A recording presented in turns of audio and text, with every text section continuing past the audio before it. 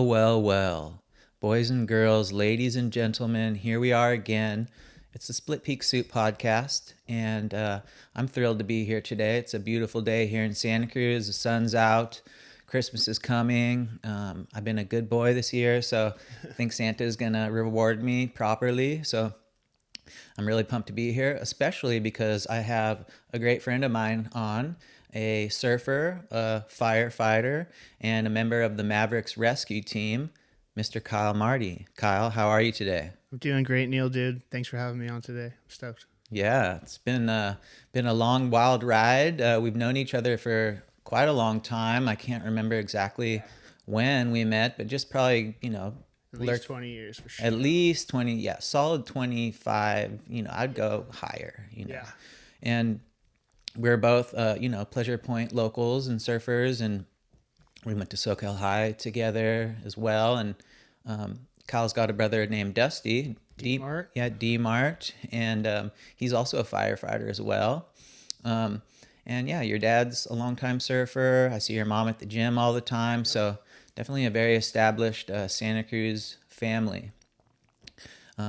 Today, we're going to have a really important discussion because as a firefighter, not only is Kyle putting his life on the line, responding to all sorts of different calls, one thing that's really kind of become a hot button issue is surf rescues and just the amount of peril that people are not only putting themselves in, but they're putting their potential first responders in when they enter the water on these really sketchy days with a lot of water moving, high tide, and we have these unforgiving cliffs, which makes entry and exiting the water just a hassle for the most, accomplished surfer and waterman. So we're going to get into that. But I just want to reverse things back up. Let's talk about your introduction to the ocean and, who brought you your first time and where you got most of your early on experience in the water. My first memory of being in the ocean was probably at 38th Avenue with my dad just laying on a longboard and just him paddling me up and down the point, and then just pushing me into little small waves, and then it started there, and then all of a sudden I was just following my dad out, following him out to Sewer Peak through sitting in the channel on Sewer's left on a boogie board and getting pushed into lefts and getting absolutely drilled, and then kind of finding that love for the excitement of it. And then, I don't know, when junior high rolled around, it was just the full bug had got me, and all I wanted to do was surf. And I wanted to make sure my brother surfed too, so we were always going out together. And my dad was, thrilled to have two kids that he had the excuse to take surfing all the time, so he was stoked too. Yeah, fully. Yeah, I think it all starts with Randy Marty with my dad. He really just showed us the love for the ocean and just how great it can be. Yeah, and that's the surfing aspect, but about just overall water safety and knowledge. Were you a member of the Junior Lifeguard program? Yeah, I'm a full product of the Junior Lifeguard program. I started off at Twin Lakes. I went to Capitola. I did Manresa. I moved around to all the different programs, and I would say that's where I built a lot of confidence in the ocean, because not only was I learning about the ocean, learning really practical skills like what's a rip current, how do I spot one, how do I get out of one, what's high tide, what's low tide, all this really basic stuff. But I also had all these mentors that I was looking up to, these really cool, kids that were teaching us all these things that are, a couple years older. They're the older cool kids, but they're kind of doing the right thing with their lives, and just put a real positive influence on the whole surf culture thing. So that was really good. And I ended up kind of following suit with what the older Junior Lifeguard instructors were doing with their lives too. A lot of the instructors that I had became firefighters, and I was like, okay, firefighting, that's cool too, So I think that, that just put my trajectory in a really positive way. Cause that was instead of only surfing and filling my time with other stuff. It was like, oh, I want to surf. I want to be a lifeguard. I can make money doing this. What else can I do to make money that I love? Yeah. So it put me in I think it set a good direction for my life. Yeah. And which I'm thankful for. definitely. And even going back like further or around the same time, like I'm sure that you, like you said, your dad had exposed you to the ocean and the beach at an early age. You know, were you naturally kind of a fearless kid in the water, like, or skilled, and did that come naturally for you?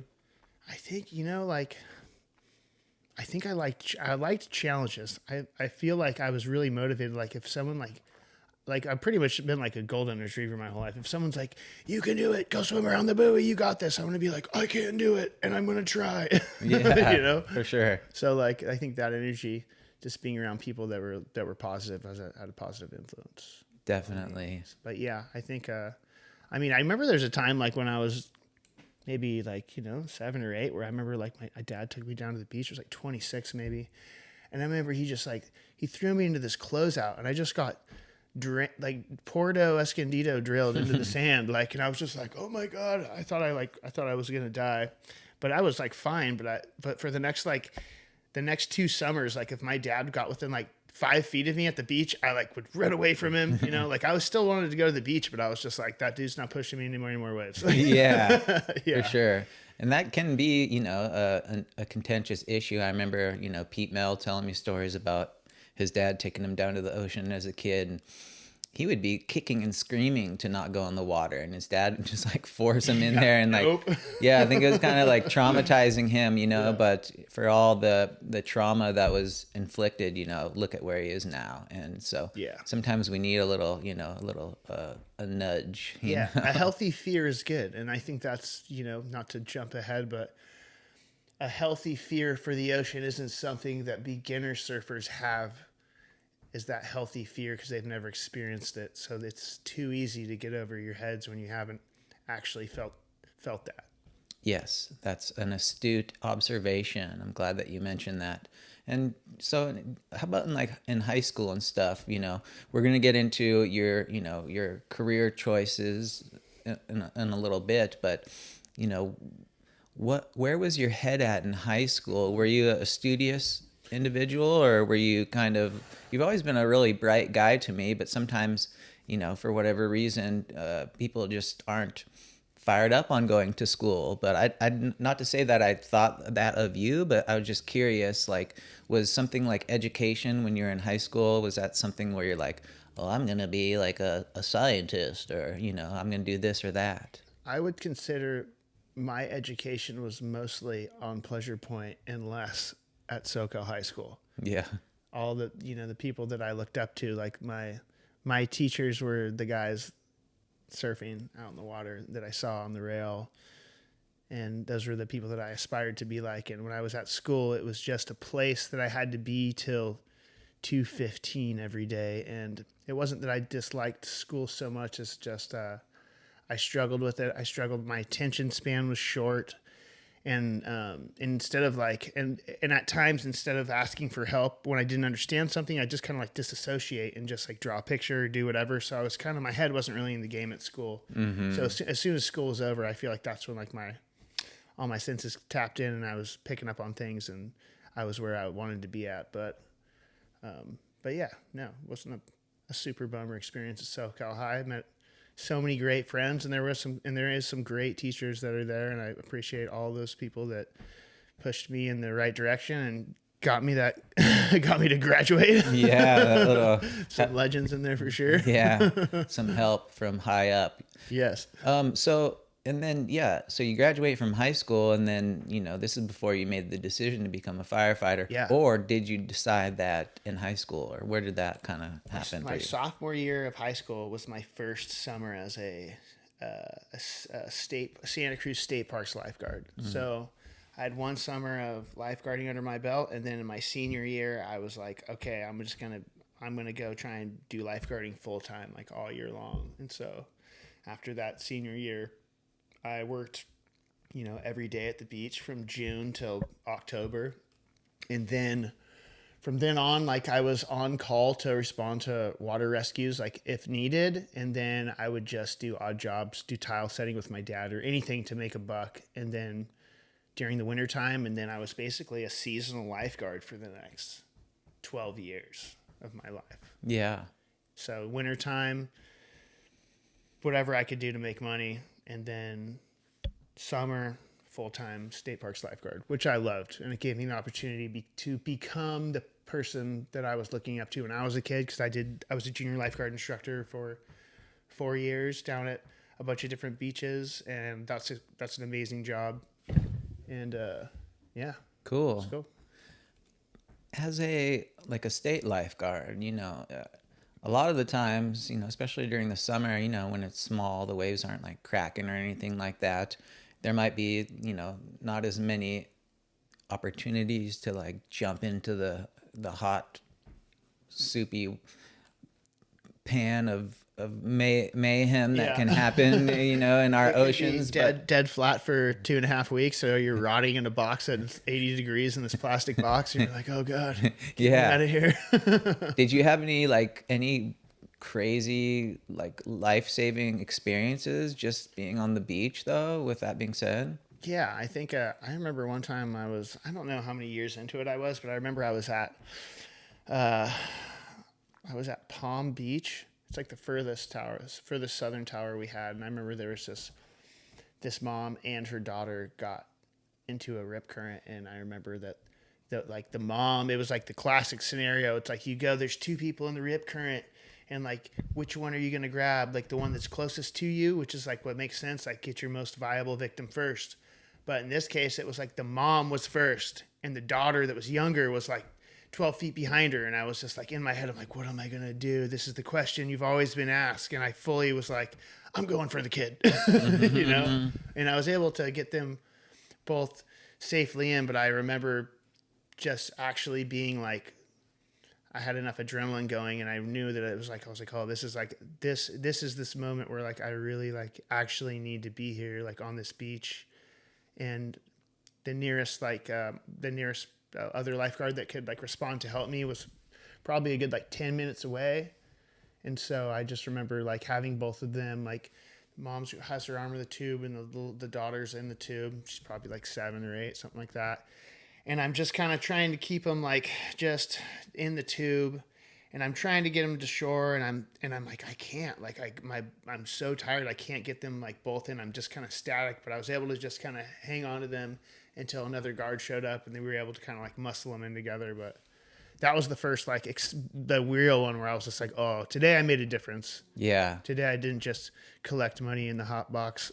Yeah. Right. Yeah. Well, I'm sure that feels pretty good. Was that a touching moment for you, just like spiritually? It was cool. I felt really fired up. I felt like really exhilarated for sure to be on the beach. Mm-hmm. But I was also like, we need to get another tower closer to this end of the beach. Yeah. This is BS. Yeah. Yeah, that was too long. You don't want to be stuck like Chuck in a situation like that. No, but it was cool. Cool. Things were great. And then, so like, how far into that did you make your like long-term dream, like something that you were like, okay, this is it. Like, I'm going to be a full, firefighter. Yeah, I think my brother's a firefighter too, and I think my brother made the decision before I did. My brother was just like, he saw that firefighting career, that job, and he's just like, I want it, and he went for it. He put his head down, and he just did everything right. He worked really hard, like when he was showing up on calls, and he would just be available when people needed him to show up at the station. He'd drop everything in his life, if a surf trip was coming up, whatever, like he'd be down there at the station doing whatever needed to get done. Where for me, I was kind of like, oh, I like this, but I think I still had some life to live, some life experiences that I still needed to experience. I guess. I don't know. I still had some other stuff to accomplish, but yeah, it took me Dusty got hired 2 years before me, but yeah. Cool. Yeah. Right on. And, we've also, not only your brother, but we've just got so many like friends around here who are in, the firefighting occupation, and it just seems like a really cool place for people to go who are, quick on their feet, quick wits, you know, able to make those complex decisions like very quickly. And so it's an appealing thing for people who just didn't find that, you know, stimulation in school and other ways. And so you guys are doing a great job. And like I said, you know, we've had so many different friends who have gotten into this that have, you know, really thrived and made a career out of it. Yeah. Is there any older guys who you've looked up to in the firefighting kind of realm? Yeah, absolutely. Probably number one, Rob Crompton. Mm-hmm. Rob Crompton was a state guard. He's just always been a noteworthy person to mention because he's a ripping surfer. He charges big waves. He's a respectable dude that is there for his friends. You know, he shows up for his friends, and yeah, he's a hell of a waterman. Yeah, so definitely. He's always somebody I've aspired to be like. Yeah. Some old school legends like Frankie D'Andrea. Mm-hmm. That was another good big influence back in the day. Yeah, another state parks guard, but yeah, as far as firefighters go, yeah, Rob Crompton was a major one for sure. And Crompton, I think he just got like a promotion, right? Yeah, he just got a captain's promotion, well deserved. Yeah, go Rob. Yeah, go Rob. Rob, what a good guy Rob is. I hope you're listening to this, Rob. And yeah, you're a legend, dude. You got homies here, and you're on your side.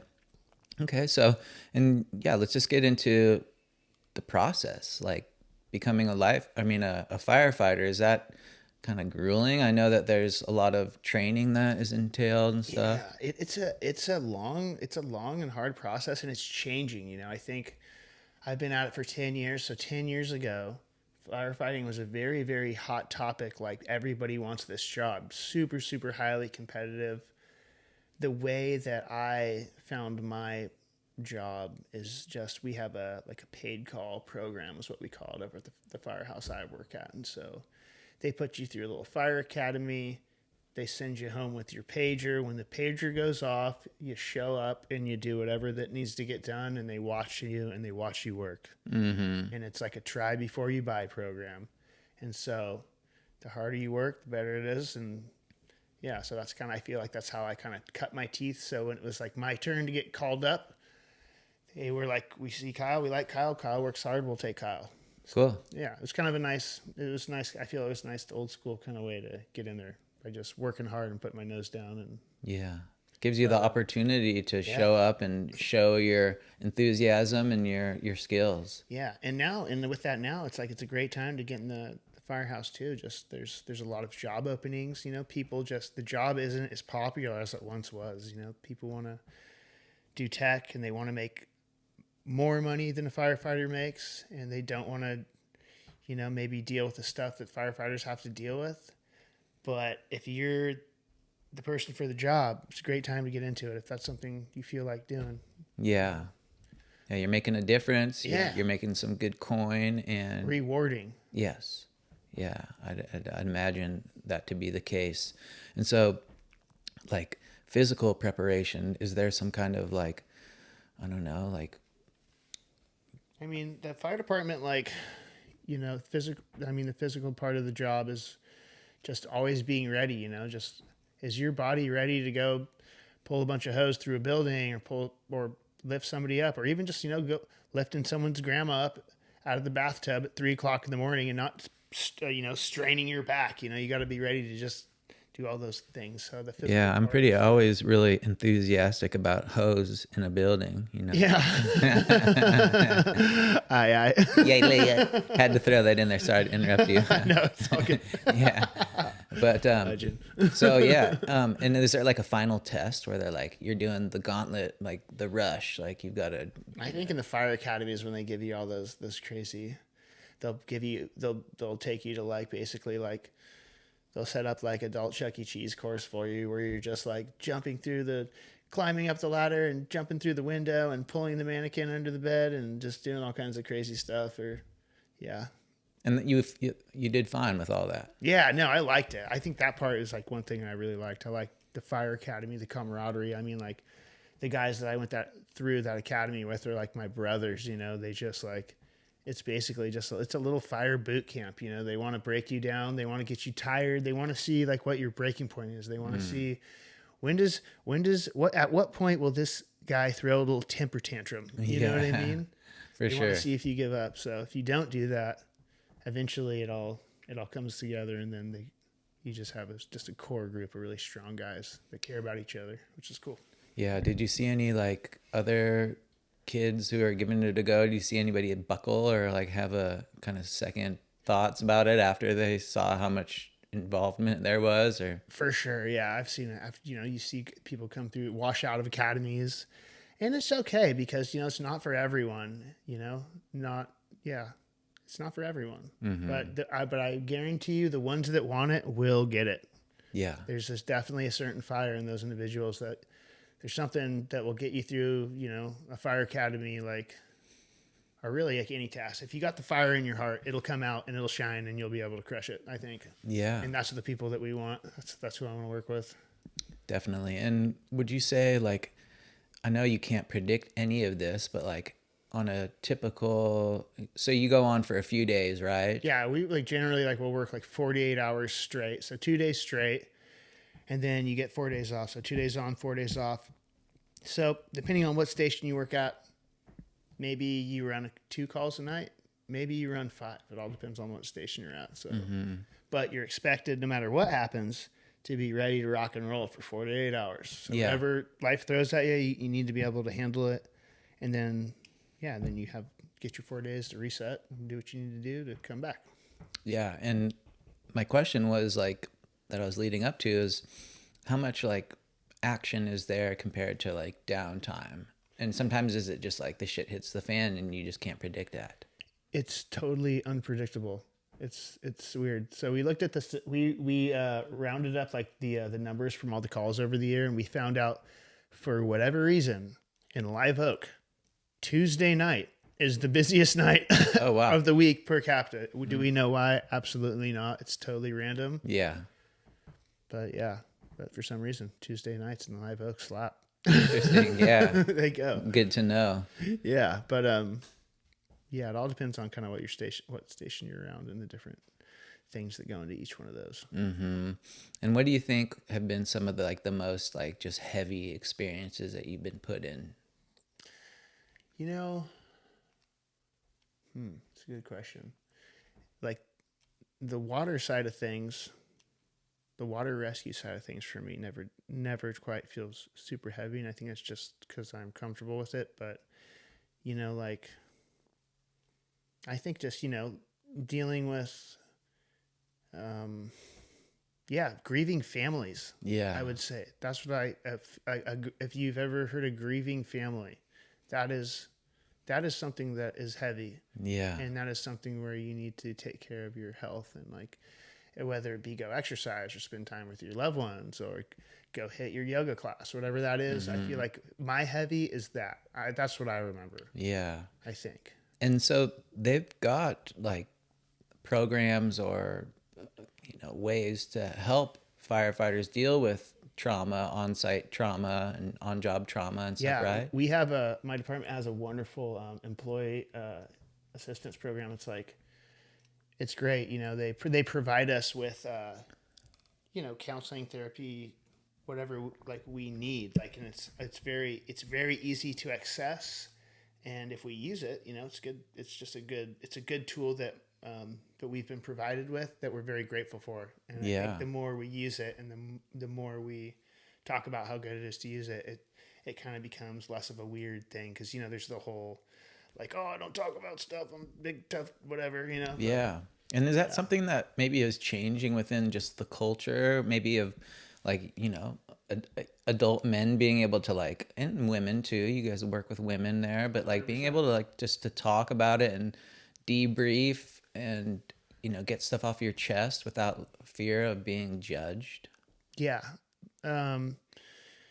Definitely. I think in the last I would say in the last 5 years there's been leaps and bounds where it's just we're sending people to basically be okay, how can we lengthen our lives after retirement, and how can we make our careers good and be ready to go to work? And I guess what I'm getting after here is our fire department is very supportive in being like, hey, go find somebody to come in and do a sleep study for us. Like one of the big things right now that they're looking into is like our lack of sleep, like our lack of REM sleep, getting woken up all the time is it causes like early cancers and just lots of negative things. So we're like, okay, like how can we, like, even though we can't sleep more, but like even if we have a ton of calls during the nights, like we can get waken up in a different way. Like instead of this like blaring pager in your ear that just sends like, shockwaves through your body, like they're like, okay, maybe we'll get these new calling systems where like in the middle of the night, if a call goes off, it's like there's a little red light and then like a little mellow tone and it kind of wakes you up softly instead of just jarring awake with the big bell.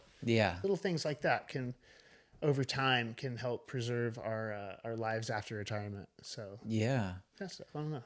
And speaking of like life preservation, I know that, not only are you having to deal with the dangers of, like nature and infrastructure and stuff like that, but, you're also having to deal with, a lot of like effects from showing up at a fire and being around smoke and Yeah.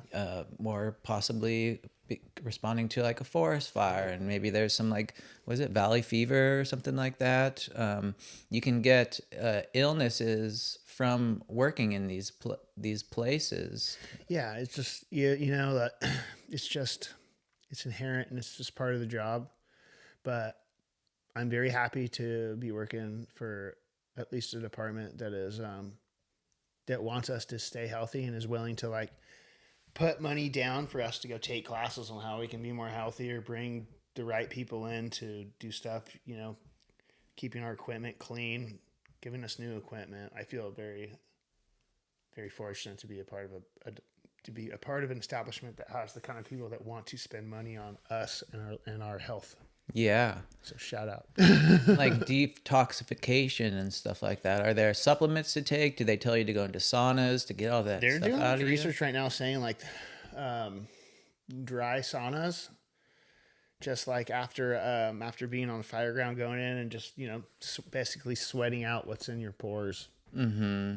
Getting that all out. Yeah, your neck collects a lot of toxins, Like the lymph system and stuff. Yeah, so yeah. whatever we can do, we have these like fire wipes that are in all the rigs that we can kind of like wipe ourselves down with, like right when we get out of a structure fire or whatever situation. Mm-hmm. But have you had any complications to your health due to no, anything like that? luckily not. Yeah. I mean, like if you've been awake all night or been on a long structure fire, it's like you're in a lot of smoke and you definitely feel like a fatigue more than just like a little exercise. You definitely feel like, you took in some smoke or something. Like it's definitely, you definitely feel it. Yeah. A little bit more than just like, oh, I just didn't sleep last night, Mm-hmm. One thing that I was also curious to ask you about was, that working here in Santa Cruz, you're seeing people, fall victim of just like total unpredictable tragedy. But then there's also the other like equally tragic instances where you might be responding to a call for somebody who overdoses and the person. Oh yeah. And totally. How does that affect you to be in your community and being like this source of help for people? But then it's like you have to kind of like see people at their worst kind of, and how do you deal with that? I think I think it's an honor really, because it's like you would want like somebody. I think it's an honor for me because if I got to show up and work on one of my friends, at least like I'm there and I know that like I'm caring about them, I'm doing everything I can, and like if I can, and I have the opportunity to maybe just console somebody or somebody that I know, parents or whatever, like that's good. That's on me. This is just us being a community, Mm-hmm. And if this is our little community, we should have community members responding to our community. I think it's because it's different, because it takes it from being business to being personal and family. And so I think that, when you have a emotional tie to anything, you'll always, treat it with a little bit of something extra. Yeah. So yeah, That makes a lot of sense. I'm honored to do it. Yeah. And I know my brother would say the same thing. Guaranteed. And everybody else that works in this community. Yeah. Yeah. So going into the ocean part, this is where you get to like mix your knowledge, your experience, and your skills being a waterman with your job. They have an ocean response team, right? Yes. Can you just kind of talk about what that entails and your involvement in that? Yeah. So the department I work for has basically an aquatic rescue team. So pretty much every fire engine, every station that is like along the coast has one rescue swimmer on it at all times. And basically it's just a firefighter that is trained up as a lifeguard, and they keep their wetsuit and their fins and their buoy and their equipment on the rig with them. So in case that a water rescue does break out, they'll go straight to it. Okay. And if you're on the water rescue team, you go through basically like a whole nother, just like a mini lifeguard training.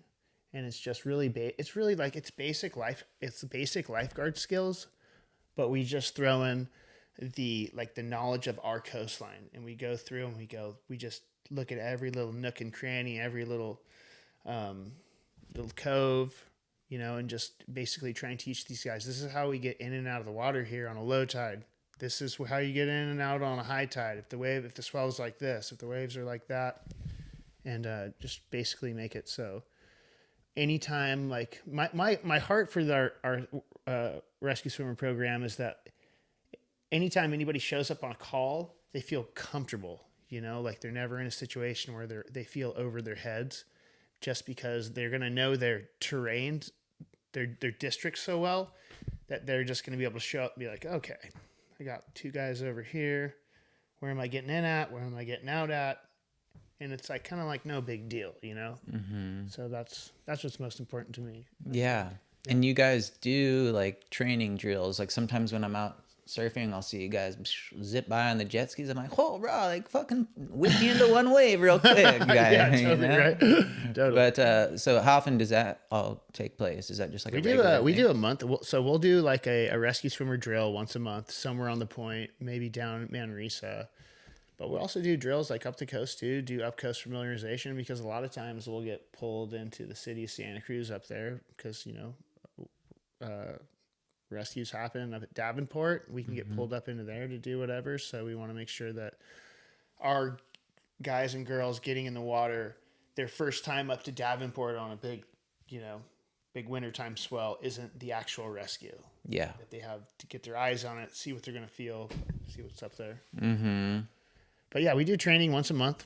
And then, to be on our team, you have to, like, if you're one of the jet ski drivers, like, you got to have 20 hours of training a year on your own time. So you got to come in, fire the ski up, get a buddy, go down to Manresa, do pickups or whatever you're going to do. But it's 20 hours a year to stay on the team. And then it's another 20 hours of swimmer training, which is just, practicing pulling people out of the ocean or various medical skills or just whatever. Mm-hmm. So it's an extra 40 hours of training out of your year, which is not so much to ask, but life gets busy. Yeah. And it is a very unique skill. And I think that the people that are the most successful at it are just obviously everyday surfers, or will just always blow doors on anyone that doesn't.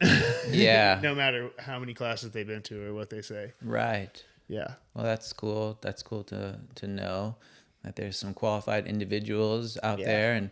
And so what, during obviously the winter times when the waves are the biggest and the meanest, what would a average ocean water call look like? It's funny when I would say when the waves are the biggest is we really those aren't the days where we're getting the crazy rescues. When we're getting the crazy rescues, it's a medium swell with a high tide. Okay. That's when the that's when the mayhem starts. Yeah. It's like not even so much about the height of the ocean. It's the height of the tide. Mm. And yeah, that's our biggest thing, and just, the way Santa Cruz is now, like we've just had it's crowded here. There's plenty of people, want to surf. Surfing is mainstream. Surfing is like basketball, football, soccer. It's the same thing now. Mm-hmm. People want to come here and they want to do it. They drove 2 hours to get here, and they're gonna do it. Yeah. They got the rental board, they got the suit on, they're going out. And I think, a medium swell and a high tide, to me, is like, we know we're going to see some rescues. Yeah. Because people are going to look out in the water and go, I think I can handle that. Mm-hmm. And they hop in, and they can't get back out. Yeah. Just can't, and that's just what it is. And I think, I'm not going to put words in your mouth, but I'd assume that the most of these, water rescues are happening with like adults. Yeah, 100%. Right. And so like an adult learner, they don't have the advantage of being like a young kid who grows up on an ocean. They don't have the uncle or the dad who taught them how to surf. They didn't have the Junior Lifeguard programs, that they didn't get their experience and their knowledge about the ocean. And so I think probably, would you agree with me that after COVID, we just saw a huge influx of adult learning surfers? Oh, it was huge. And it's just like, I got 2 rants that I want to go on. Yeah. Can I start my first one? You can go right ahead. Okay. So I'm going to take us all the way back to high school, SoCal High. Sophomore year, I remember I did a report on the effects of seawalls and the ocean. Yeah. What do they do? So I don't know what the exact year is, but Pleasure Point got a big, bad seawall. 2008. 2008, people. Yeah. We got this big seawall. And so what the seawall does, I'm going to dumb this down for you guys here. For you dummies. Yeah. Basically, we have a big seawall. The seawall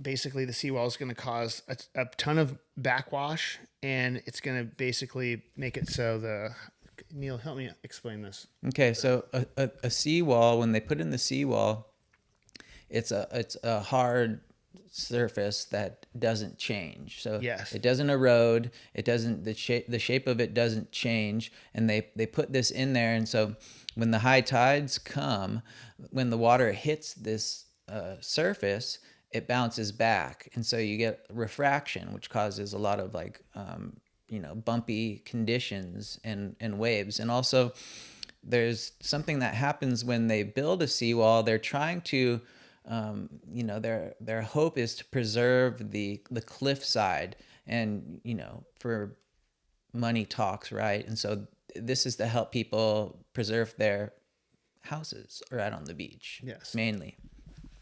So they put the seawall in there to protect the erosion, but what happens is that the way that the water usually hits a cliff when it's natural, for whatever reason, the way that the energy is dispersed, the cliff side, it takes some of that energy away due to the shape of it and the way that the water, meets the shore.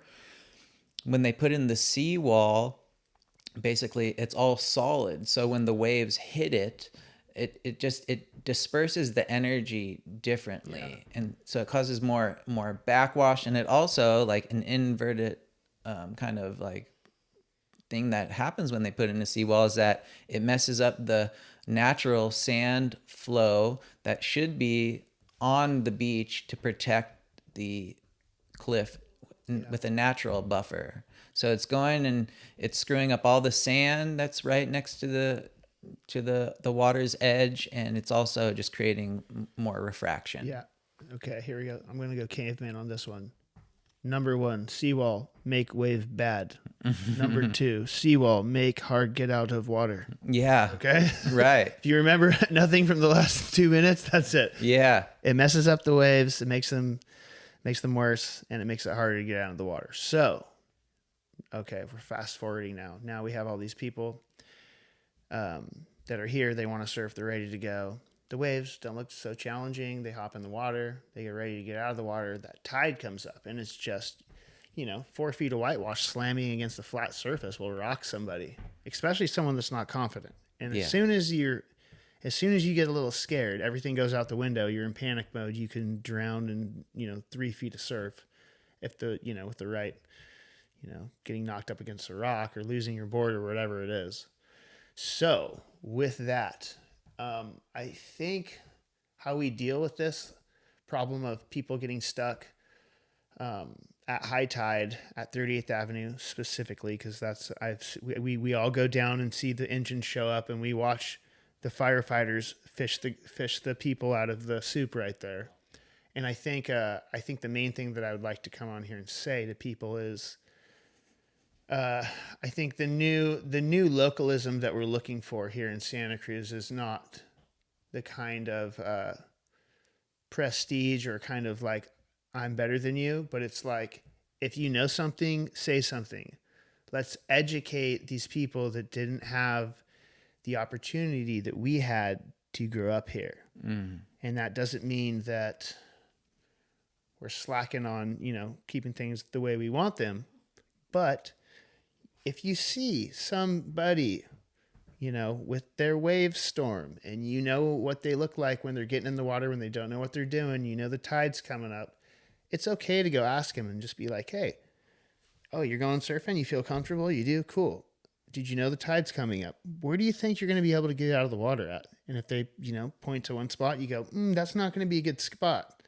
Maybe you should point them to another one. But I think the fire department, we're more than happy to go do real life training on these people and, get stats. And we love playing in the water. But I think as people that have grown up here in Santa Cruz, if you have some knowledge and you have the time to educate people and try and be humble and try and be kind. But I think that's how we can actually make a difference, is just by coming up to these people, because they might not approach us and ask for help, because asking for help is always difficult. But if we take our time out of our day to educate people, I think that says a lot about us and our community. Yeah, and what they should know too, it's not necessarily like we're here to shame them or they're just being an idiot, just even if they were, I mean, it's just like, I think what they should understand more is that, not only does it set a bad example for other people who might not have the skill to go out on a time or a day that wouldn't be right for them, that can influence other people in ways that they don't want. It's that whole like monkey see, monkey do thing. But it's like, you got to think about the first responders too, because, not only is it like asking a bunch of resources from our county to get the trucks with the ability to pluck people from the water and stuff, but it's also just, it's taking away from another call that could maybe not have been avoided, and at the same time it's putting you guys at risk. Like, you're putting your life on the line to save these people. We have a high injury rate with these calls, getting pushed around in the rocks with people, trying to keep them safe. It's dangerous. A lot of water moving, just smashing up against rocks.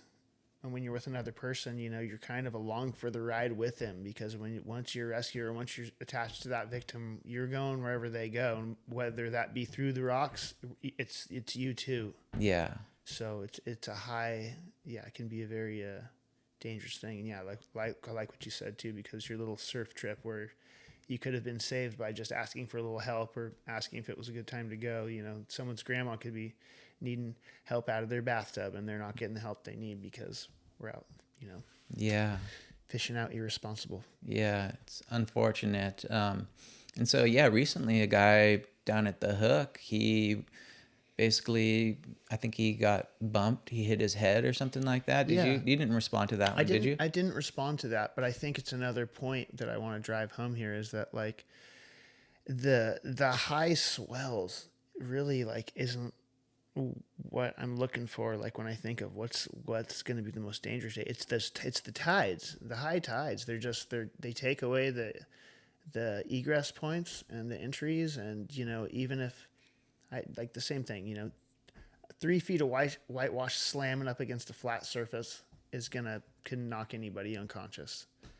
or half a foot. Or half a foot. Yeah. Sure. So I just think it just goes to, I just think 5.0, 6.0 high tides, these tides are what trigger, it's time to be on the watch out. Yeah. Just for me when I'm at work.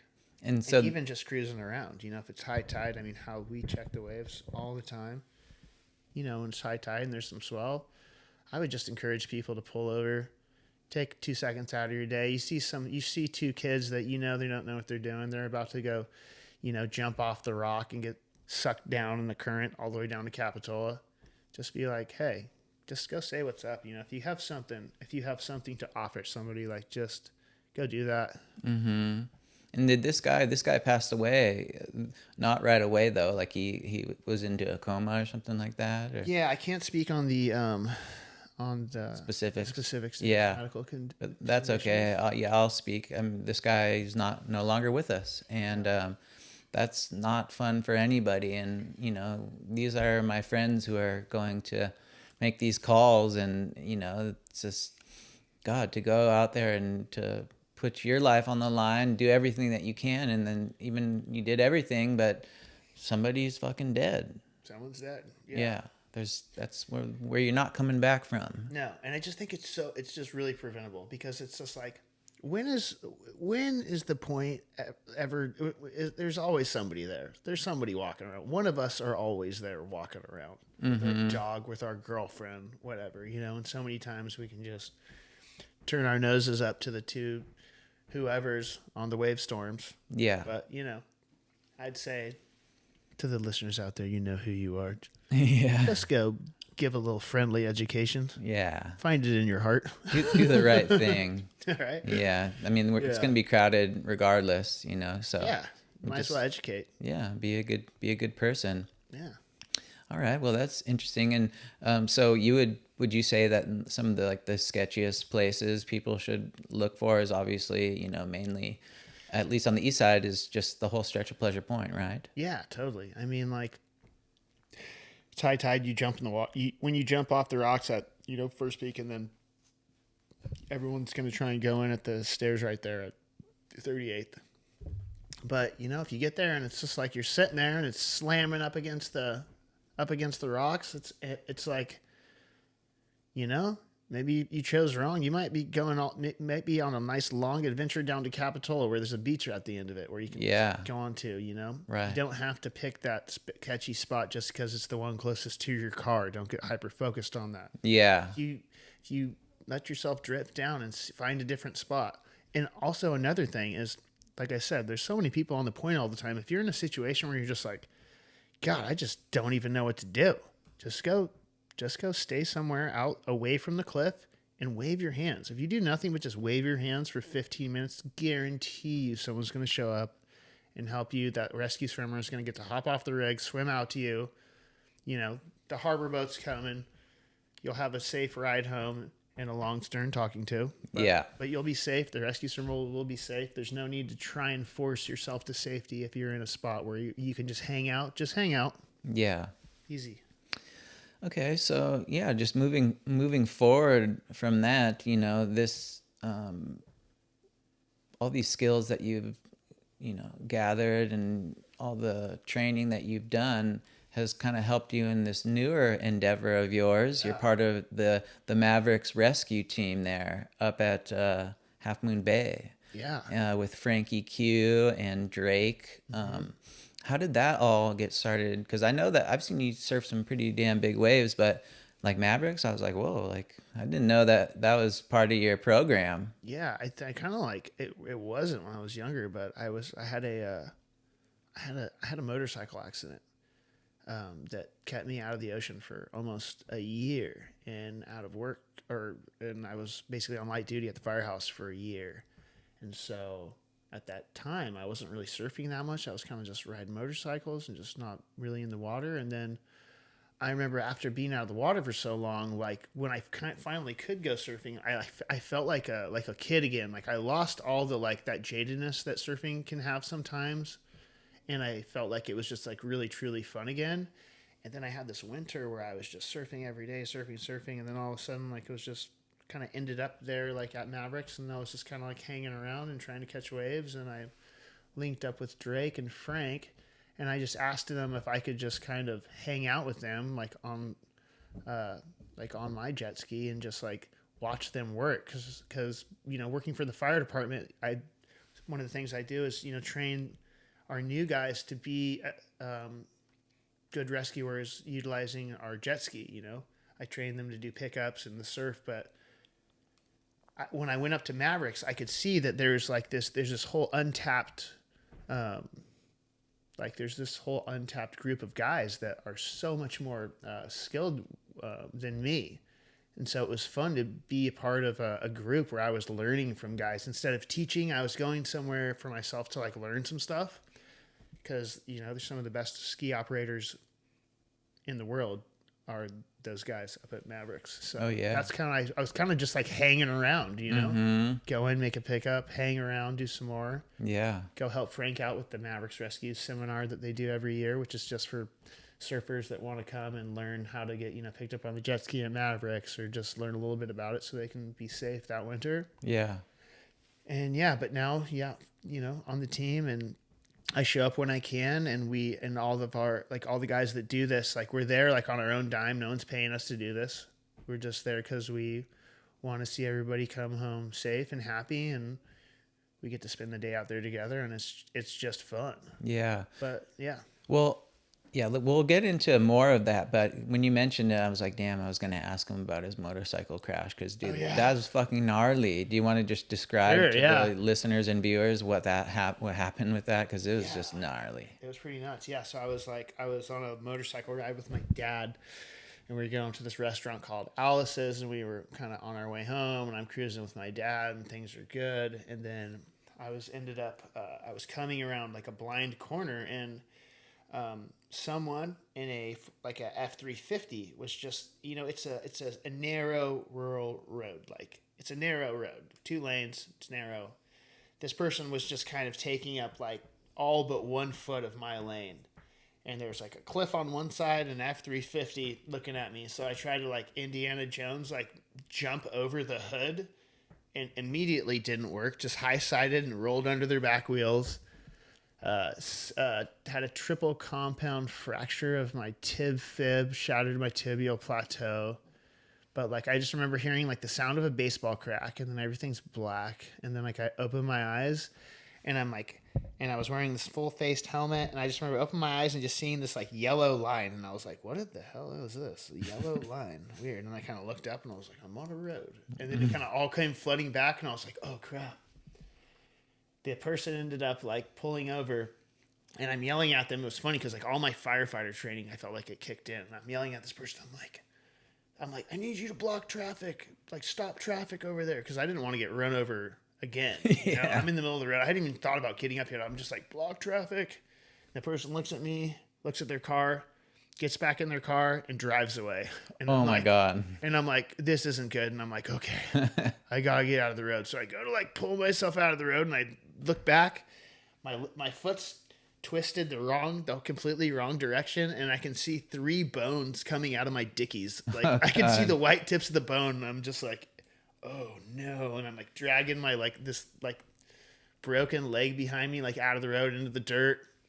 And I sat there, and it was funny because like I didn't have my cell phone for some reason, so like my dad's like way ahead of me just because he's riding. Yeah. And I'm just by myself there sitting on the side of the road. There's like blood pooling out of my leg, and I'm just going like, I'm getting cold. I don't, you know what I mean? Like, oh no, I'm cold. Like, I was like, the shock is coming. Yeah. It was so funny. It was so surreal. But then luckily, like this group of like UCSC kids like pulled over like immediately. Like they get out of their car, and they're immediately just like crying like, oh my God. And I'm like, give me your cell phone. Yeah. But I ended up using their cell phone and getting myself some help, and they flew me over to Stanford, and I got this absolutely legend of a surgeon, Julius Bishop, and he put my leg back together with pins and screws and titanium rods, and just Frankenstein my leg back, and now I have like no deficits, and it's strong as a rock, and I'm so happy and thankful for him and his crew to put me back together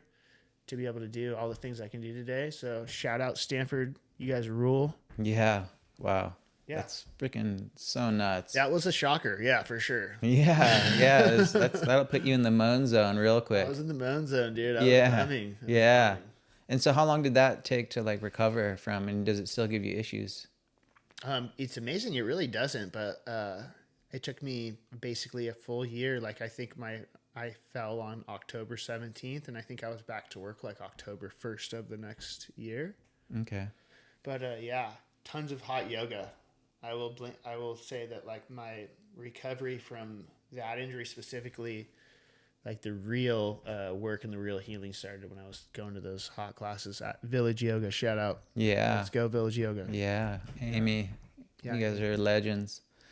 Wow, crazy. Okay, so yeah, just with that little aside out of the way, so now, yeah, like how, I mean, you being a lifeguard and a surfer, I'm sure that gives people like Frank like a lot of like trust in someone like yourself. But how did you break into that realm where they saw you as like potential asset? I think I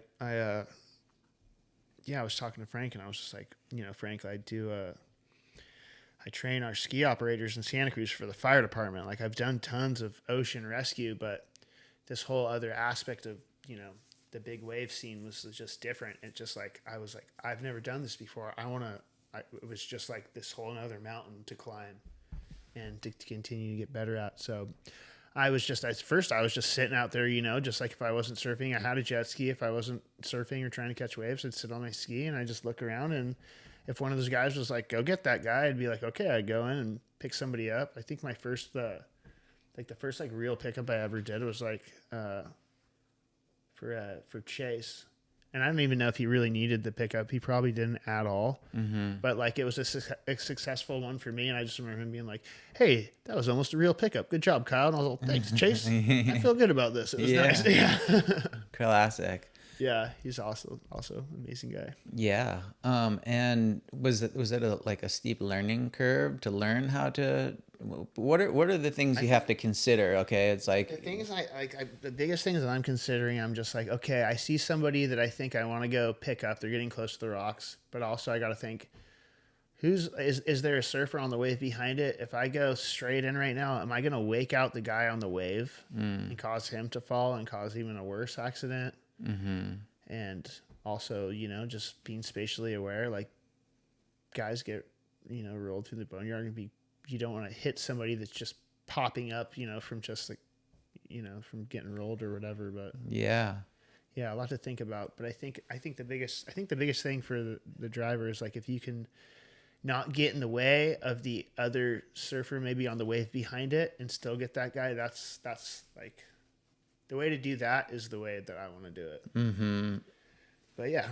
And like, I always trip out when I see like a clip of somebody, whether it's at like Chopes or at Mavs or something like that. And they're like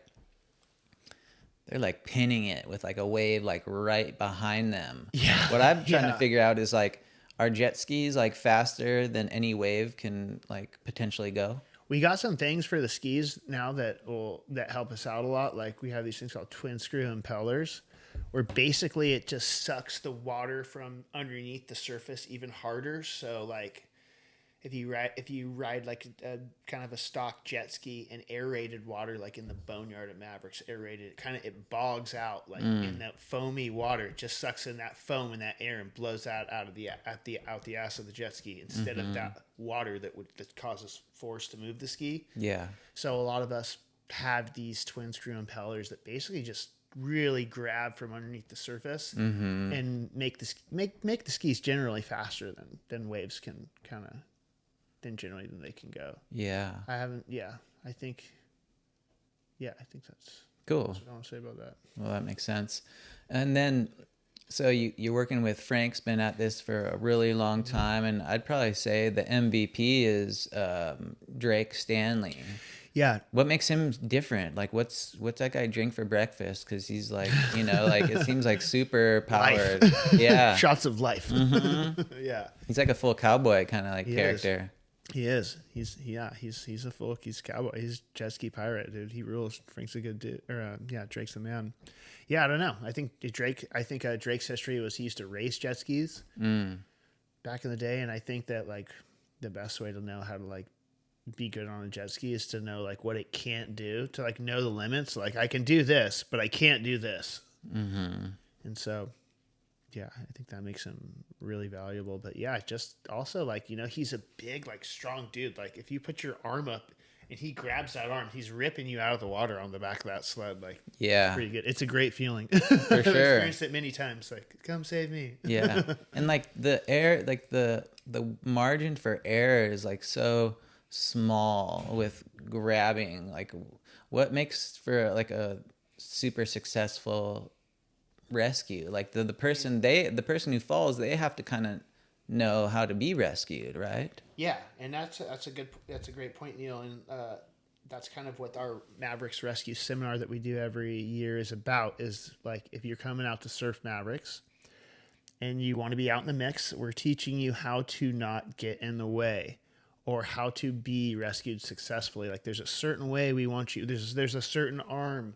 You know, we want you to put your left arm up if we're going to go pick you up and you want to get spun to the back of the sled, or there's a certain way, you know, we need you to like, if you're going to put your board on the sled, we need you to lift the leg that your leash is wrapped around up. So your board doesn't get sucked under the water in the back and rip you off the sled. Like there's all these little small caveats that will make our life and your life so much easier if you learn them, and it's a free course that's out there once a year. So if you're someone that wants to surf big waves or just has never been around jet skis or jet ski rescue stuff and you just want to come surf, you should come into this thing that's usually in October every year. And yeah, we will teach you the small things that will make you part of the solution and not the problem. Yeah. Well, it's good to know that that's available for people. I'd say that anybody who considers going out to Mavericks, do that. Yeah, totally. It's like, what do you have to lose? Nothing. Yeah. Save your life, maybe save somebody else's life. Yeah. And so one other thing that I kind of think about, you know, when I think about surfing and people, the places and the situations that people are putting themselves in surfing, is that it would stand to reason that more people would be like dying. Yeah. Doing this in the waves that they do and the ways that they do, you know, and I mean, God, what do you think it is that makes surfers so like Resilient? bulletproof in that? I think Luck? I mean, the level, yeah, I don't know. It's just like our level of safety has increased dramatically. We have impact wetsuits. We have pull suits. Mm-hmm. We have Mavericks Rescue. That one of us, almost every time that wave breaks, I mean, on a very large day, there's some kind of safety aspect that's out in the water. Mm-hmm. But yeah, I think the safety, the equipment, the accountability. I mean, got to mention Greg Long and the Bragg courses, like what he's done for the surfing community and just educating so many people. Like just putting more knowledge out there. Like this is all little stuff I think that adds up to lives being saved, because sometimes it can be something really small that saves a life. Maybe somebody in their car with a tourniquet that shows up and applies that thing, or knows how to do it right with their surf leash because they took a Bragg course.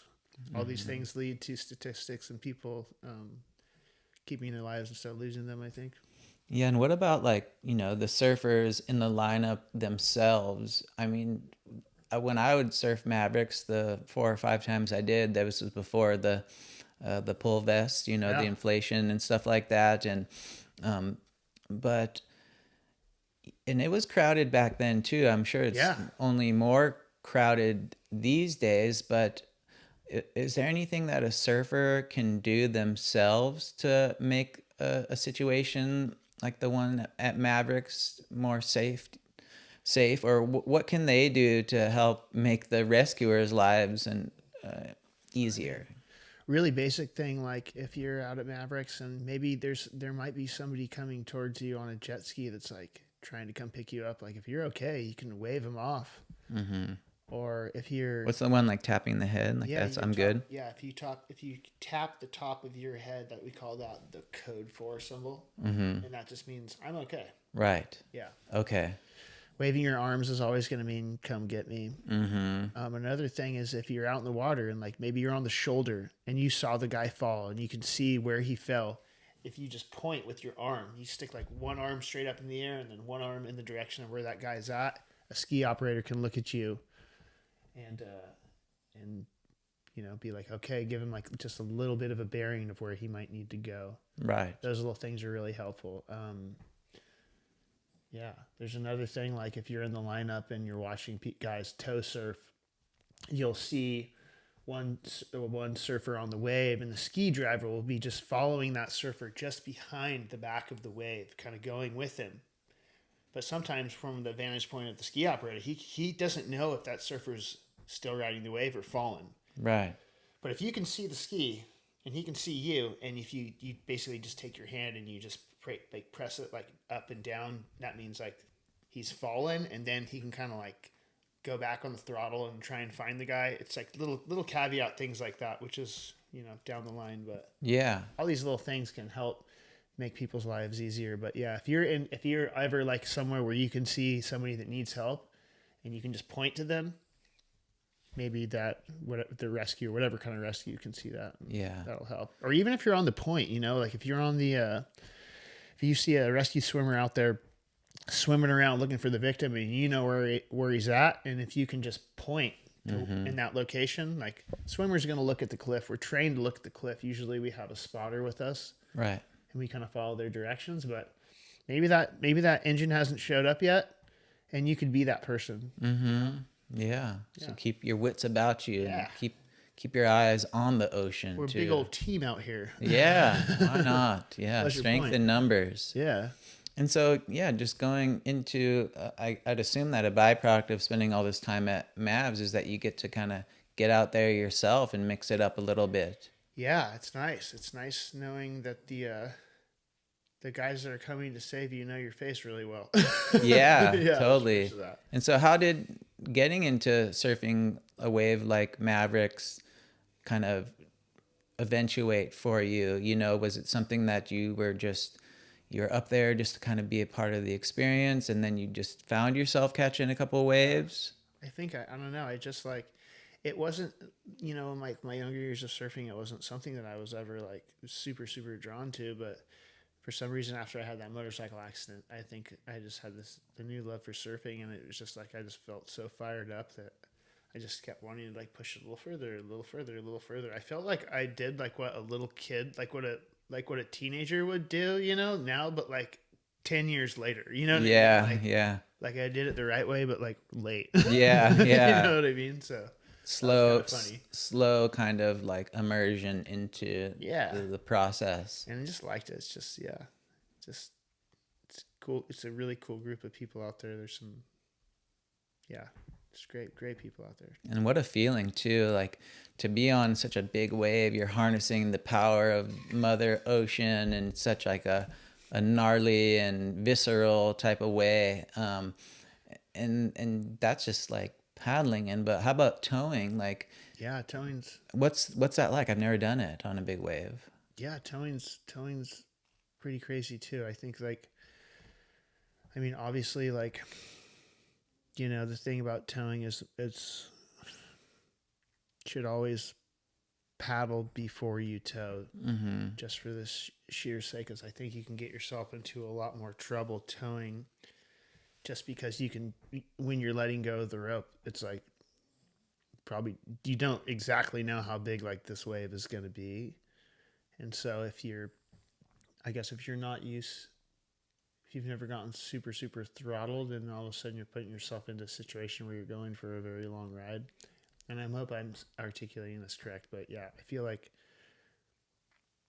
the margin of like error on the towing, like if you fall can be, I don't know, if you're paddling for a wave, you see the wave, you pick the wave, it's kind of like, okay, I feel comfortable, I'm going. But like, I feel like towing, you let go of the rope and you're just like, okay, here we go. Yeah. And I'm still learning too. I mean, I'm still super new to it as well, but yeah, it is a good time. Cool. And, we'll break this down into two parts. The first one will be, what was your craziest experience surfing Mavericks, like in a personal sense, like in the situation that you got yourself into, or even another tow surfer or the tow guy got you into? Yeah. And then after you describe some of your hairiest moments in that regard, then maybe tell me about like the most memorable or like crazy pickup that you have had to do on behind the ski. Okay. Well, my most memorable moment, I wish I could say it was like catching a wave and making it, but it wasn't. It was like this experience I had where I was sitting deep and I was kind of like, I'm going to go for a left. I'm going for a left. Like I'm hunting for a left. And I was paddling. I'm in this wave and somebody on the right was already on their feet standing up and they started fading like towards me. And this was like, a big name. This is a good surfer. So I was like, ooh, I don't want to mess his line up. I'm going to pull back out of this left. Like I was in it. I had the chip. Like it was going to be okay. But since he was fading so hard back, I was like, nope, respect this gentleman. I'm going to pull out, give him the right of way. But right when I turned around, it was like just that I'm on the inside kind of now. And now like just like the freak set of the day, just the biggest one. And I'm looking at it and I'm like, oh, there's nothing I can do. I have to just embrace the meteor. And like my number one thing, I was just wondering, I was like, is it going to break like right in front of me or like right on me? And like just as it was like the wave was breaking, like I remember like seeing this like huge giant barrel and I was just like sitting in like the left tube, just being like, oh wow, pretty. Yeah. Yeah. And then I got super, super rocked. There's something called like the waterfall where like you'll go bounce across the reef and then it'll go down like super deep. Yeah. So it took me down that You like thing. drop, you like free fall. Almost. Yeah, like free fall, yeah. So I went down that thing and then I remember I was getting to the bottom and I was kind of like, I was still good, but I was like, ooh, I'm so deep. And I've been down here. So I went to like pull my inflation vest and I think it was just like my one of the pull tabs like just wasn't working. But at this point I'm in full lizard brain. Yeah. So like I never even thought that I could have pulled one of the other three, deals on my suit. I was just kept pointing. It's like lizard. Yeah. Lizard. You got to like attach them all to one. Yeah. I was just like ripping the same one without any effect. Yeah. But that was like one of the first times I had like, I had I couldn't actually tell like which way was up or down. So I'm just like following like the leash, like back up to the top, like these stories like my dad would tell me, Yeah. Like, yeah. Yeah.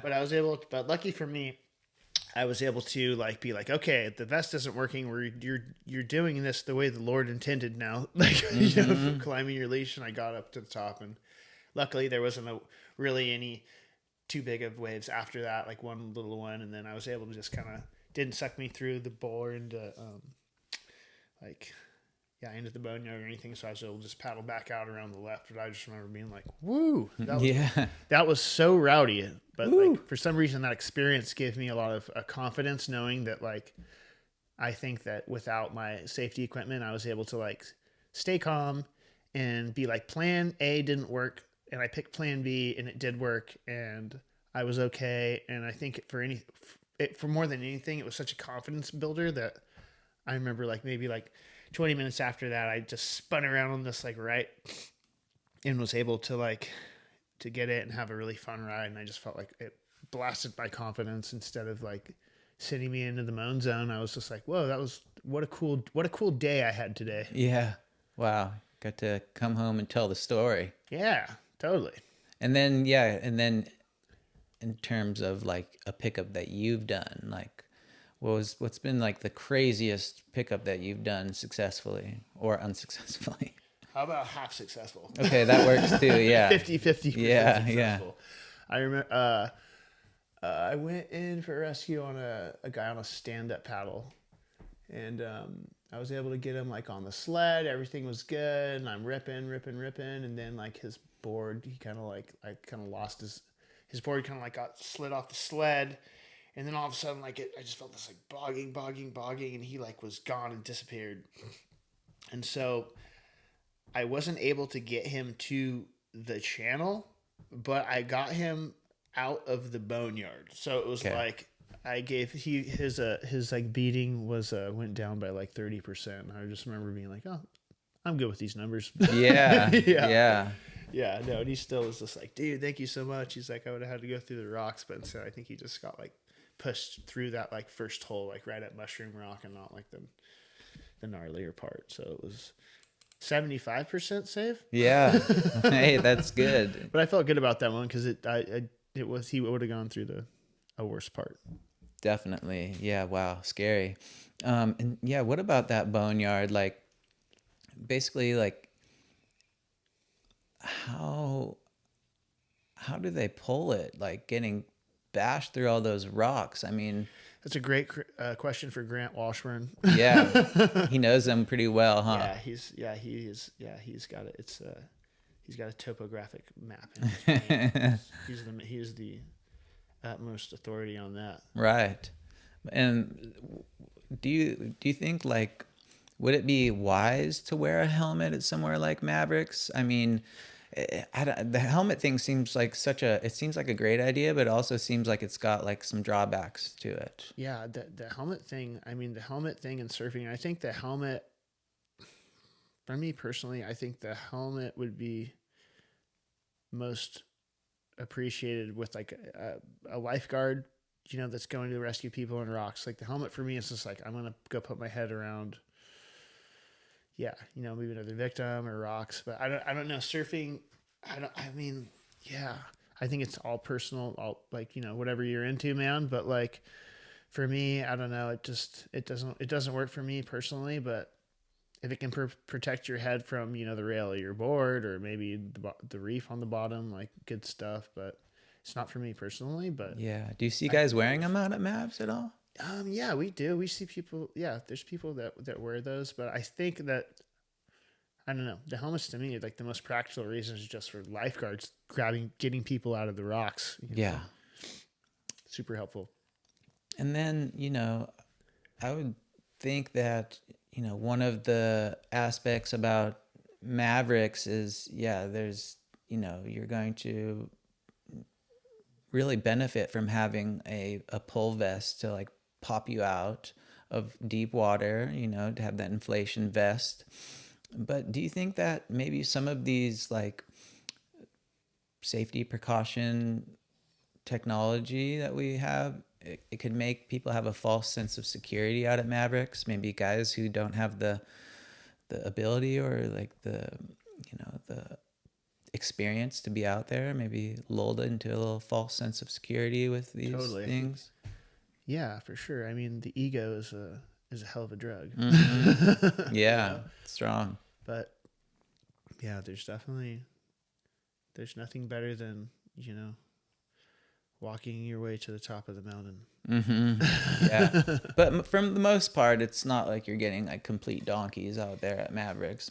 No, I think that's the one thing I think that's nice about the big wave surf community, or at least the one that I've experienced up there, is that people genuinely are aware of like the risk, and so the level of respect that's shown out there is so much more than like our local surf breaks. Like I think, do people burn each other out there? Do people take off on the same wave? Sure, but it's in a different way than like if you're out at First Peak and there's 5 guys charging for the same wave. It's just not like that. It's a safety issue, like right. The guys that are taking off deep in that bowl, everyone's like, that's you. Mm-hmm. If you're, yeah. So I do appreciate the respect that's shown to the people that have been out there much longer than I have. Yeah. And I like to, and it's nice to be a part of that. Mm-hmm. It's been a pretty slow year as far as Mavericks goes, at least so far, right? Yeah.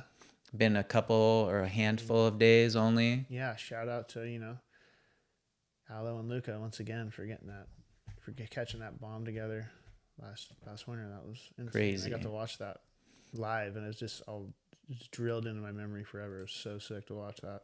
Did they ever quantify exactly like how tall that I wave can't was? remember. I can't remember what. I think it was like 87 feet they were claiming, Yeah. but then like guys like Frank, they're like, yeah, right. Like that thing was I way don't know. bigger. But Yeah, no, at what point, like at some point, it's like, fuck, who cares? Like, it's yeah. good to know, you know, I guess, but I like, definitely from just from being there, like when I heard that number, I was just like, it like upset me, just because I was just like, how could we not call that like huge? Like, yeah, like yeah, I like threw in the towel, like I'm over it. If they're calling that, I give up. yeah. like What more that do you day? people want? Let's talk Yeah. about that day, December 23rd, 2023, I believe it was. Was it last year or the year before? Last year. It was last year, so Yeah. 2024. Tell me about that day.